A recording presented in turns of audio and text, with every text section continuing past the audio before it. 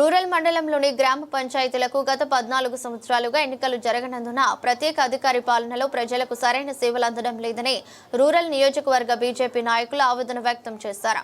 అందుచేత వెంటనే ఎన్నికలు నిర్వహించాలని కోరారు. ఈ మేరకు జిల్లా రెవెన్యూ అధికారి టి సీతారామమూర్తికి assembly rural BJP co convener Yanapu Yesu, Vanteddu Swami, జిల్లా ఉపాధ్యక్షుడు తనుబుద్ది సూర్య భాస్కర్ రావు, నాగులపల్లి వీరబాబు, ముద్రగడ సూర్యచంద్ర, మోహన్, సిద్ధాని, వెంకట్, పోతురాజు, శ్రీనివాసరావు తదితరులు సోమవారం వినతి పత్రం సమర్పించారు.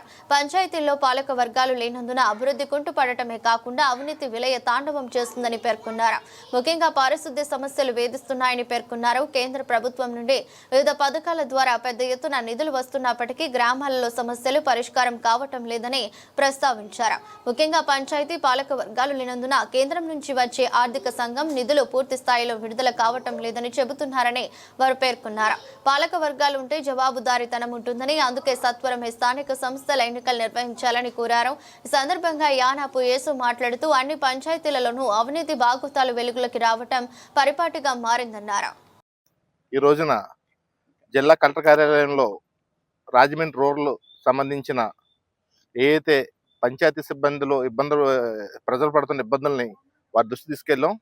అదే కాకుండా 14 సంవత్సరాల నుంచి ఎలక్షన్ ఏదైతే లేదో దానివల్ల తీవ్రంగా ప్రజలు ఇబ్బంది పడుతున్నారు, పారిశుద్ధ్యం ఇబ్బందిగా ఉంది. అంతేకాకుండా రాజమండ్రి రూరల్లో అధికారులు అవినీతి పరంగా ఇవాళ రోజున మొన్న వెళ్తూ కలెక్టర్ గారు కూడా ఒక పంచాయతీ సెక్రటరీ గారిని సస్పెండ్ చేసి వెళ్ళిపోయారు. అనేకమైన రాజమండ్రి రూరల్లో ఇవాళ అధికారులని సస్పెండ్ చేయడం, ప్రజాప్రతినిధులు లేక తీవ్ర ఇబ్బందులు పడే పరిస్థితి ప్రజలు కనిపిస్తున్నారు. ఇది ఏదైతే ఉందో సమస్యని తక్షణమే ఎలక్షన్ పెట్టాలని చెప్పి అధికారులకి వినతిపత్రం ఇవ్వడం జరిగింది.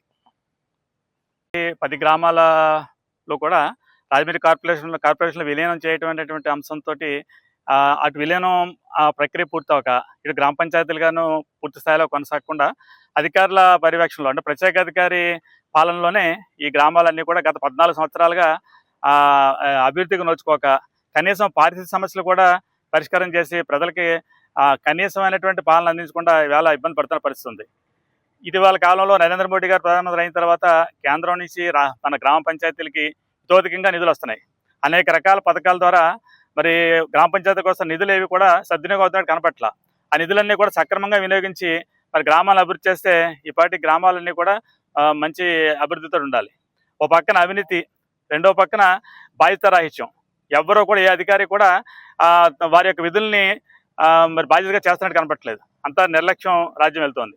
మరి గ్రామ ప్రజలు కోరుకుంటున్నారు, అయితే విలీనం ప్రక్రియ పూర్తి చేయండి, లేదంటే గ్రామ పంచాయతీలుగానే మా గ్రామాలని ఉంచి ఎన్నికలు నిర్వహించండి.